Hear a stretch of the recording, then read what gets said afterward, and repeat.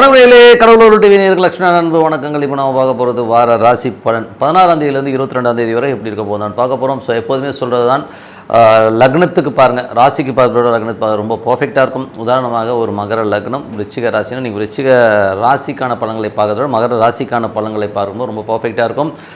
முதல்ல வரது பொது பலன்கள், அதுக்கப்புறம் தசாபுத்தி பலன்கள் வரும். ஸோ உங்களுக்கு என்ன தசாபுத்தி அந்தரம் நடக்குதோ அதை மிங்கிள் பண்ணி பார்க்கும்போது ரொம்ப பர்ஃபெக்டாக இருக்கும். அப்புறம் வீடியோட எண்டில் டிப் ஆஃப் த வீக் இருக்குது, மறக்காமல் பாருங்கள். மிதுன ராசி. ஸோ மிதுன ராசிக்கு வந்து பார்த்தீங்கன்னா உங்களுக்கு ராசி அதிபதி புதன். ஸோ புதன் வந்து பார்த்தீங்கன்னா உங்களுக்கு 6ல் இருக்கார். ஸோ 6ல் இருக்கும்போது என்ன மாதிரி விஷயங்கள்லாம் இருக்கும் பண்ணும்போது, புதன் வந்து 6ல் இருந்து சனியுடைய சாகத்தில் இருக்கும்போது கொஞ்சம் நிறைய பிரயாணங்கள் மேற்கொள்வதற்கான வாய்ப்புலாம் நிறைய இருக்குது. ஸோ நிறைய பிரயாணங்கள், நிறைய ஊர் விட்டு ஊர் போகிறது, இந்த மாதிரி விஷயங்கள் வேலை விஷயமாக கொஞ்சம் அலைச்சல் ஏற்படுறதுக்கான வாய்ப்பாக இருக்குது. தந்தையுடைய சார்ந்த விஷயங்கள் வந்து கொஞ்சம் அந்த உடல் ரீதியான விஷயங்கள் சின்ன சின்ன தடுமாற்றங்கள் அப்பாவுக்கு வர்றதுக்கான வாய்ப்பாக கொஞ்சம் கவனமாக இருக்கணும். அதுக்கப்புறம் பார்க்குறது உங்களுக்கு வந்து 2ஆம் அதிபதி வந்து ரொம்ப சிறப்பான பலன்களை கண்டிப்பாக கொடுத்துருவாருங்க. ஸோ குடும்ப சார்ந்த விஷயங்கள் ரொம்ப சிறப்பாக இருக்கும். 3ஆம் அதிபதியான சூரியன் வந்து உங்களுக்கு 7ல் இருக்கும்போது நல்ல வளர்ச்சி, நல்ல ஏற்றங்கள் இருந்தாலும் தாயாருடைய உடல்நலம் சார்ந்த விஷயம் கவனம் தேவை. கொஞ்சம் வந்து அம்மாவுக்கு உடம்பு சரியில்லாமல் போகிறது, வீடு சொத்துக்கள் வண்டி வாங்கலாம் கொஞ்சம் வேலை வைக்கிறதுக்கான வாய்ப்புகளும் கொஞ்சம் பார்த்து நடந்துக்கணும். அதுக்கப்புறம் 4ஆம் அதிபதியான புதன் வந்து உங்களுக்கு வந்து 6ல் இருக்கும்போது உங்களுக்கு வந்து என்ன மாதிரி விஷயங்கள் இன்னும் 6ல் இருக்கும்போது என்னென்னா தாயோட உடல்நலம் சார்ந்த விஷயங்கள் ரொம்ப கவனமாக இருக்கணும். அதே நேரத்தில் வந்து வேலையில் வந்து பார்த்திங்கன்னா கொஞ்சம் வந்து அங்கே நிறைய பிரயாணங்கள் பண்ணுற மாதிரியான விஷயங்களே நிறைய இருக்கும். சில நேரங்களில் வந்து ஏதாச்சும் ஒரு இடத்துல வச்சுட்டு காணாமல் போச்சு அப்படின்னு தேடிட்டு இருப்பீங்க. ஸோ அதை வந்து கொஞ்சம் பார்த்துருந்துக்குங்க, கொஞ்சம் அலர்ட்டாக இருக்கிறது ரொம்ப ரொம்ப அவசியம். ஸோ அதுக்கப்புறம் 5ஆம் அதிபதி. ஸோ 5ஆம் அதிபதியான சுக்கிரன். ஸோ 5ஆம் அதிபதி சுக்கிரன் வந்து பார்த்திங்கன்னா உங்களுக்கு வந்து 8ல் இருக்கிறது வந்து பார்த்தீங்கன்னா கொஞ்சம் குழந்தைகளோட விஷயங்கள் வந்து கொஞ்சம் பிரச்சனைகளோ டென்ஷனோ, அதனால் குடும்பத்தில் ஒரு சலசலப்புகள் வரதுக்கான வாய்ப்பில் ரொம்ப கவனமாக இருக்கணும். ஒரு காலகட்டம் கொஞ்சம் பார்த்து நடந்துக்கணும். அதுக்கப்புறம் பார்க்கும்போது உங்களுக்கு 6ஆம் அதிபதியான செவ்வாய் 2ல் நீச்சமாக இருக்கும். வேலையில் வந்து கொஞ்சம் குழப்பங்களோ சில நேரம் ஏடாவிடமாக பேசுகிற மாதிரி விஷயங்கள் நடக்கும். அதனால் கொஞ்சம் கேர்ஃபுல்லாக இருங்க. அதே மாதிரி வந்து பார்த்தீங்கன்னா கடன் சம்மந்தமான விஷயங்களால் வந்து குடும்பத்திலே வந்து சின்ன சின்ன சலசலப்புகள் ஏற்படுறதுக்கான வாய்ப்புகள் ரொம்ப கவனமாக இருக்கணும். ஸோ கொஞ்சம் பார்த்து இருந்துக்குங்க.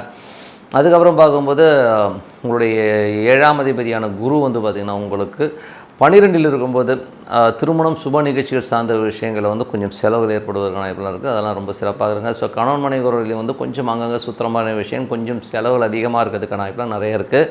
8ஆம் அதிபதியான சனி வந்து 9ல் இருக்கும்பொழுது ஸோ உங்களுக்கு வந்து என்ன மாதிரி விஷயங்கள் இருக்கும், கொஞ்சம் அப்பாவுக்கு உங்களுக்கு வந்து கொஞ்சம் கருத்து வேறுபாடு, கொஞ்சம் பிரச்சனைகள் இருக்கும்.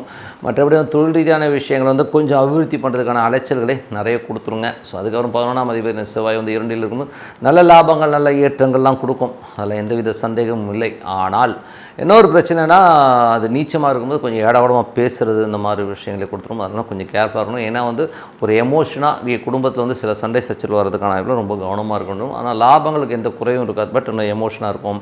மூத்த சகோதரர் நண்பர்களாக வந்து சின்ன சின்ன அவமானங்கள் வருவதற்கான வாய்ப்புகளும் ரொம்ப கவனமாக இருக்கணுங்க. ஸோ இதெல்லாமே வந்து ஒரு பொது பலன்கள். இப்போ பார்க்க போகிறது தசாபுத்தி பலன்கள் எப்படி இருக்கும். மிதுன லக்னமாக இருந்து சூரிய தசாபுத்தின சூரியன் 7ல் இருந்து அது 3ஆம் அதிபதியாக இருக்கும்போது அது கேதுடைய சார்ந்தமாக தாயாரோட உடல்நலம் சார்ந்த விஷயங்களை ரொம்ப கவனமாக இருக்கணுங்க. ஏன்னா வந்து அந்த சூரியன் அது கேது இருக்கிறதும் பார்த்திங்கன்னா அது 3ஆம் அதிபதி சூரியன் இருக்கும்போது கொஞ்சம் இருக்கும். அது மட்டும் இல்லாமல் உங்கள் மனைவிக்கும் உங்கள் அம்மாவுக்கும் கொஞ்சம் கருத்து வேறுபாடு, கொஞ்சம் டென்ஷன்ஸ் வர்றதுக்கான வாய்ப்புகள் அதெல்லாம் கொஞ்சம் பார்த்து நடந்துக்கணுங்க. ஓகேங்களா. ஸோ அதுக்கப்புறம் பார்க்கும்போது உங்களுக்கு வந்து மிதுன லக்னமாக இருந்து சந்திர தசாபத்திலும் சந்திரன் வந்து சிறப்பான பலன்களை, நல்ல ஏற்றங்களை, நல்ல புதிய ஒப்பந்தங்கள் வருவதற்கான இப்போ குடும்பத்துக்கு தேவையான எல்லா சுப நிகழ்ச்சியும் நடத்துவதற்கான வாய்ப்புலாம் ரொம்ப நல்லாயிருக்கும். அதெல்லாமே ரொம்ப நல்லா இருக்குங்க. அதுக்கப்புறம் பார்க்க மிதுன லக்னமாக வந்து செவ்வாய் தசாபத்தினால் செவ்வாய் வந்து 2ல் நீச்சமாக இருக்கும்போது பெரிய லாபங்களை கொடுத்தாலும் சின்ன சின்ன வாக்குவாதங்களும் எமோஷன்ஸையும் கொடுத்துரும். ஸோ அதனால் கொஞ்சம் கேர்ஃபுல்லாக இருங்க. ஏன்னா வந்து அது செவ்வாய் சனியுடைய பார்வையோட ராகுட தொடர்பில் இருக்கும்போது ரொம்ப எமோட்டாக பேசுகிறது, ரொம்ப இடவடமாக பேசுகிறது, கொஞ்சம் வல்கராக பேசுகிறது, இந்த மாதிரி விஷயங்கள் இருக்கும். கொஞ்சம் கேர்ஃபுல்லாக இருங்க. அதுக்கப்புறம் மிதுன லக்னமாக வந்து ராகு தேசாபதி, ராகு வந்து 10ல் இருந்து அது வந்து சனியுடைய சாரத்தில் இருக்கும்போது வெளிநாட்டில் இருக்கிற நல்ல வருமானங்கள் வர்றதுக்கான வாய்ப்புலாம் ரொம்ப நல்லாயிருக்கும். ஸோ நாட்டில் மறைமுகமான வருமானங்கள், நேரடியான வருமானங்கள் நல்லா இருக்கும். சில நேரங்களில் வந்து வேலை விஷயமாகவும் பிஸ்னஸ் விஷயமாகவும் நிறைய அலைச்சல்கள் இருந்தால் பெரிய வருமானத்தை கண்டிப்பாக கொடுத்துருங்க. இது லக்னமாக இருந்து குரு தசாபுத்தின் குரு வந்து 12ல் இருக்கும்போது கணவன் மனைவி உறவு ரொம்ப சிறப்பாக இருக்கும். கொஞ்சம் அலைச்சல்கள், அங்கங்கே வெளியில் சுற்றுறதுனால கொஞ்சம் செலவு வர்றதுக்கான வாய்ப்பு, சுப நிகழ்ச்சிகள் நடத்துவதற்காக செலவு பண்ணுறது, இந்த மாதிரி விஷயங்கள்லாம் கண்டிப்பாக இருக்குங்க. அதுக்கப்புறம் பார்க்கும்போது உங்களுக்கு மிதுன லக்னமாகுது சனி தசாவது. சனி வந்து பார்த்திங்கன்னா உங்களுக்கு வந்து 9ஆம் அதிபதியாக இருந்து அது 10ஆம் அதிபதி தொடர்பில் இருக்கும்போது நிறைய பிஸ்னஸ் சம்மந்தமான விஷயங்கள், நிறைய அலைச்சல்கள், புதிய ஒப்பந்தத்துக்கு அங்கங்கே சுற்றுறது, இந்த மாதிரி விஷயங்கள் நல்லாயிருக்கும். வளர்ச்சிக்கான ஒரு பேஸ்மெண்ட்டை கண்டிப்பாக உருவாகிடுங்க. அது சிறப்பான பலன்களை கண்டிப்பாக ஏற்படுத்தும். அதுக்கப்புறம் பார்க்கும்போது மிதுன லக்னமாக இருந்து உங்களுக்கு வந்து புதன் தசாபதினும் புதன் வந்து பார்த்திங்கன்னா உங்களுக்கு 6ல் இருக்கும்போது வேலை விஷயங்களில் வந்து நிறைய அலைச்சல்கள், அங்கங்கே சுற்றுறது, இந்த மாதிரி விஷயங்கள் இருக்கும். வெளிநாடு வெளி மாநிலங்களுக்கு வந்து சுற்றுற மாதிரி விஷயங்கள் இருக்கும். தந்தையோட உடல்நலம் சார்ந்த விஷயங்கள் ரொம்ப கவனமாக இருக்கணும். மிதுன லக்னமாக இருந்து கேது தசாபதி, கேது வந்து 4 சூரியனோட சாத்தில் இருக்கும்போது உங்கள் மனைவிக்கும் உங்கள் அம்மாவுக்கும் நிறைய கருத்து வேறுபாடு வர்றதுக்கான வாய்ப்புகள் ரொம்ப கவனமாக. தாயாரோட உடல்நலம் சார்ந்த விஷயங்கள் ரொம்ப கவனமாக இருக்க வேண்டிய ஒரு காலகட்டங்கள். அதுக்கப்புறம் பார்த்திங்கன்னா மிதுன லக்னமாக சுக்கிர தசாபதினும் சுக்கிரன் வந்து பார்த்திங்கன்னா உங்களுக்கு வந்து 8ல் இருக்கும்போது ரொம்ப கவனம் தேவை. உங்களுக்கும் உங்கள் ஒய்ஃபுக்கும் தேவையில்லாத ஒரு மன சஞ்சலங்கள், ஒரு வாக்குவாதங்கள், கேவலமாக பேசுகிறது, இந்த மாதிரி விஷயங்கள்லாம் இருக்கும். பட் சமாதானம் ஆகிடுவீங்க. பட் இருந்தாலும் அந்த மனக்காயங்களை கண்டிப்பாக ஏற்படுத்தும். அதனால் நாவினார் சுட்டப்புண் உள்ளாரும் ஆறாதே, நாவினால் சுட்ட ஓடுவா. ஸோ அது ஒரு குறள் இருக்குது. ஸோ அதனால் வந்து பேசும்போது கொஞ்சம் ஜாகிரதையாக பேசுறது ரொம்ப பார்த்து இது பண்ணிக்கிங்க. ஓகேங்களா? மற்றபடி என்னங்க, எல்லாமே சிறப்புனா ஒரு நல்ல ஒரு பிரார்த்தனை, மனதார இறைவனை பிரார்த்தனை பண்ண கண்டிப்பாக அடுத்த லெவல் போகிறதுக்கான இப்போ ரொம்ப சிறப்பாக இருக்குது. ஸோ பிரார்த்தனை பண்ணுங்கள். இப்போ பார்க்க போகிறது tip of the week. So tip of the வீக்கில் வந்து கண் திருஷ்டி. ஸோ கண் திருஷ்டிங்கிறது இருக்கா இல்லையானா அது அனுபவிச்சவனுக்கு தான் தெரியும் கண் திருஷ்டி எப்படி இருக்கிறது. உதாரணமாக சொல்ல போனோன்னா சுகி சிவம் அவர்கள் வந்து ஒரு இதில் ஒரு காணொலியில் பார்த்தேன். ஸோ அதில் வந்து பார்த்திங்கன்னா அந்த வீடியோவில் அவர் சொல்லியிருப்பார், நான் நல்ல வீடு கட்டினேங்க, கோயம்புத்தூர் தாண்டி வந்து நல்ல ஒரு பெரிய வீடாக கட்டி நல்ல ஒரு இருக்கும்போது அங்கேருந்து ஒருத்தர் வந்தாருங்க. வந்து அந்த வீட்டை பார்த்துட்டு, அப்பா எவ்வளோ பெரிய வீடு, நேயா பேசுகிறதுல வந்து இவ்வளோ சம்பாதிக்கிறியாங்க கேட்டார். அவர் சொல்லி இப்படி போகிறதுக்குள்ளே பார்த்தீங்கன்னா ஒய்ஃப் வந்து ஸ்கிட்டாகி காலில் விழுந்து காலில் ஒரே பிரச்சனையாயிடுச்சு. ஸோ அந்த மாதிரி விஷயங்களை ஏற்படுத்தும். என் கண் திருஷ்டிங்கிறது வந்து பெரிய அளவில் பாதிக்குமானா கண்டிப்பாக பாதிக்குங்க. ஸோ ஏன்னா சில பேர் வந்து தன்னால் இப்படி வாழ முடியலைங்கிற ஏக்கத்தில் வந்து ஐயோயோ அப்படி இப்படி வாழ்றாடேங்கிற மாதிரி ஏக்கங்கள் நிறைய பேருக்கு இருக்குது. பட் அது வந்து மேனுஃபேக்சரிங் டிஃபெக்ட் தான். இது வந்து வேறு யாரையும் சொல்லி இது புண்ணியம் கிடையாது. அது வந்து ஒரு ஜெலஸை கண்டிப்பாக நிறைய பேருக்கு ஏற்படுத்துங்கிறது தான் உண்மையான விஷயம். ஸோ அந்த மாதிரி கண் திருஷ்டியை என்னென்னலாம் பண்ணி கிளியர் பண்ணலாங்கிறத தான் இதில் பார்க்கலாம். இதில் வந்து ஃபஸ்ட்டு ப்ளேஸில் இருக்கிறது பார்த்திங்கன்னா உங்களுக்கு வந்து உப்பு. சப்போஸ் நீங்கள் வந்து இண்டிவிஜுவலாக வந்து ஒரு பெரிய மேடையில் பேசிட்டோ இல்லை ஒரு பெரிய ஒரு பாப்புலரான ஒரு விஷயத்துக்கு போயிட்டு வரீங்கன்னா, நீங்கள் குளிக்கும்போது ஒரு கைப்பிடி, சும்மா ஒரு கைப்பிடி கல் உப்பு எடுத்து தண்ணியில் போட்டு அது குளிக்கும்போது அந்த நெகட்டிவிட்டி, அந்த கண் திருஷ்டிலாம் இருக்கும். ஏன்னா வந்து நீங்கள் அந்த அப்படியே போய் படுத்திங்கன்னு வைங்களேன், என்ன தான் குளிச்சுட்டு நீங்கள் நார்மலாக படுத்திங்கன்னா உடம்பு ரொம்ப பெயினாக இருக்கும். நீங்கள் வந்து ஒரு பெரிய ஒரு சபையில் பேசிட்டோ ஒரு பெரிய பாப்புலரான ஒரு விஷயங்களை போயிட்டு வரும்போது அந்த உடலில் வந்து அந்த பெயினை கண்டிப்பாக கொடுக்கும். ஸோ இதை வந்து நான் ஒரு நண்பர்கிட்ட கேட்டிருக்கேன்.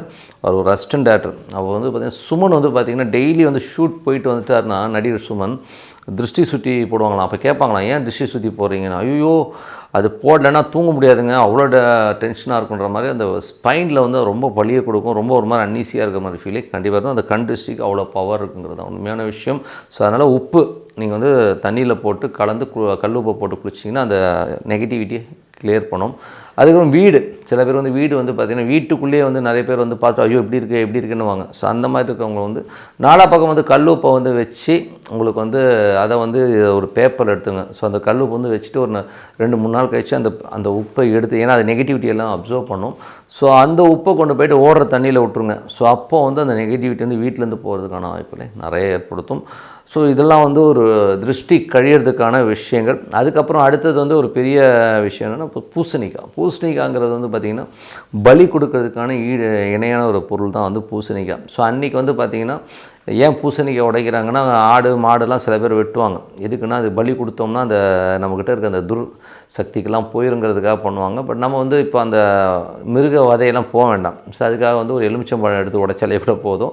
எலுமிச்சம்பழத்துக்கு வந்து அந்த அப்சர்வேஷன் பவர் ரொம்ப ஜாஸ்தி. ஒரு மாந்திரிகமோ ஒரு ஏடாகூடமான ஒரு விஷயங்கள் நெகட்டிவிட்டி வந்து அப்சர்வ் பண்ணி அது கிளியர் பண்ணுறதுக்கான விஷயங்கள் எலுமிச்சம்பழத்துக்கு இருக்குது. ஸோ அதுவும் பண்ணலாம்.